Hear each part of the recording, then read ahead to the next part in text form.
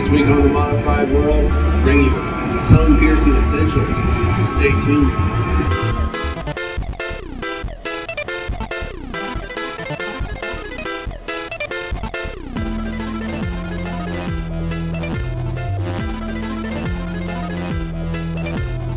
So, welcome to The Modified World, the weekly web show about body modification, the people who do it, the people who get it, and why it matters.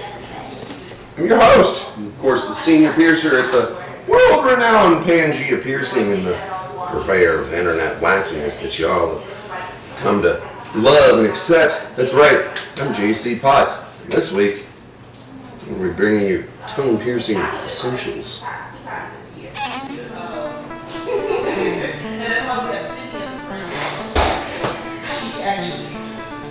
ahead and give me 30 seconds with that and spit it back in the cup. This isn't scary at all.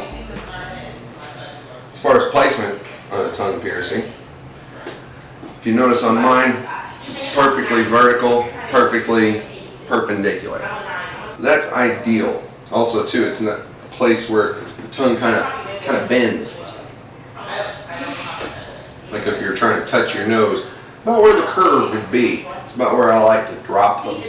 I like to do them perfectly perpendicular if at all possible. However, if you have that connective tissue that comes off the little web at the bottom of your tongue, a little white line goes towards the front of your tongue, you don't want to pierce through that. Some people's go all the way towards the front. Some people's go past the point that we would like them. In that case, then you put them in a very slight angle, still centered in the top, but a very slight angle on the bottom to be able to avoid that frenulum line. Drop a Gentian violet to make some marks. So go ahead and stick your tongue on out for me. Alright, you can kind of dry it off a little bit. You could. Could get you to try to touch the tip of your nose with your tongue. See, you got a nice bend right about here. Bam! So, I'm going to dry it off. Get a nice mark right here in the middle. She actually even has a bit of a divot on her tongue. Almost giving you a good idea on where it is. So go ahead and pull your tongue back in your mouth. Now open your mouth. I like to see how it sits in there. That looks pretty good. Okay, so when we get the bottom marked as well, go ahead and stick your tongue on back out for me. And dry it off a little bit. Of course, you want to make sure there's a couple of big blood vessels that run down the sides of the tongue. Naturally, of course, you don't want to get involved with that. That would be bad. You've got a frenulum line that goes all just right up to the tip.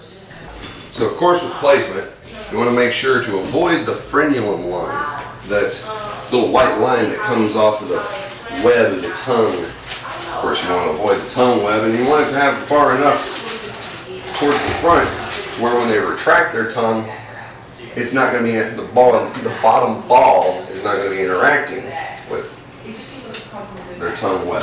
Also, you don't want it so far to the forward that it's going to clacking into their teeth or wearing on their gums. That's part of why I like it at the bendy spot. It helps avoid both of those scenarios. Now, as far as actual piercing technique goes, a lot of piercers do them freehand. I don't know that technique, and honestly, it kind of scares me, to be honest with you. I don't like the idea of having somebody laying down with sharp objects over their throat. So I do them sitting up and I clamp them. I don't clamp them so hard that it crushes their tongue or anything. I only wrap 4 twists of a rubber band around the outside of my sponge forceps. Just enough to hold a little tension on there and make sure that I'm cool, kosher, and copacetic. Go ahead and stick on out. I'm going to grab a hold, kind of dry this guy off a little bit so I can get good grip, good purchase on there. Boy, she can stick her tongue out so well. This is amazing. This is where my hands start shaking like a homemade spaceship. Alright, so I'm just going to get lined up. I'm not doing anything just yet. Remember, you're in total control.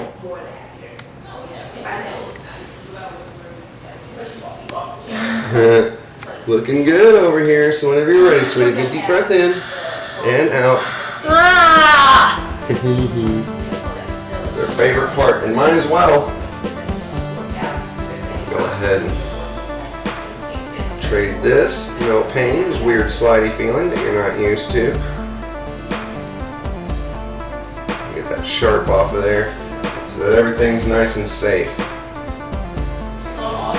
Drop that sweet industrial strength barbell in there. The lime green cabochon. Anodized teal for maximum gangsterosity.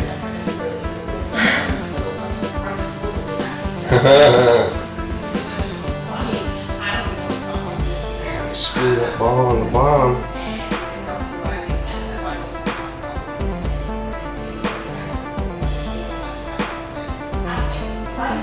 Alrighty. Make sure it's good and tight. There you go. And they instantly want to wipe the face off. It is a long time to hold your tongue out and have it drooling all over your chin. How are you feeling, my dear? I feel good. You feel good? Not dizzy, nauseous, lightheaded, or anything like that? Well, show our viewers at home exactly how awesome that is. See, look at that. Bam! That's right. For aftercare on those guys, it's pretty easy. I have people avoid salty, spicy, crunchy foods, extremes of hot and cold, drinking through straws, alcohol, beer especially. Have them change their toothbrush, get a brand new one. And of course, anytime they have anything in their mouth other than clear water or ice, and ice is a good thing to help combat swelling, anytime you have anything in your mouth other than clear water or ice, you want to rinse it out with some sort of alcohol-free antiseptic mouthwash. I don't like to dictate brands to people, but cetylpyridinium chloride is a good active ingredient. Alcohol is not. And of course, Biotene, always a good classic choice for those who are more holistic in their body care. After about 2, 3, sometimes 4 weeks, we'll go ahead and put a shorter post in there because of course we started off a little longer to accommodate for swelling. Usually about 1/4 inch or so. Have them downsize it to help avoid damage to the teeth and gums. And of course, I always try to get people to get 18 karat gold. Why? Because 18 karat gold is softer than your teeth. And your teeth are expensive. And while gold balls and gold bars are expensive as well, it's sure a heck of a lot cheaper than replacing a tooth. So that was my show this week. Hope you all enjoyed it. Hope you learned something. Perhaps moderately entertained. Leave me a comment either on my website, Tumblr, Twitter. I guess Google Plus, since they're forcing us into using it or whatever. Sure, give me comments. And of course, if you haven't subscribed yet, hey, you probably ought to, you know? It doesn't cost anything, it doesn't really hurt. Of course, we do this every week. So, stop back by next week for another episode of The Modified World.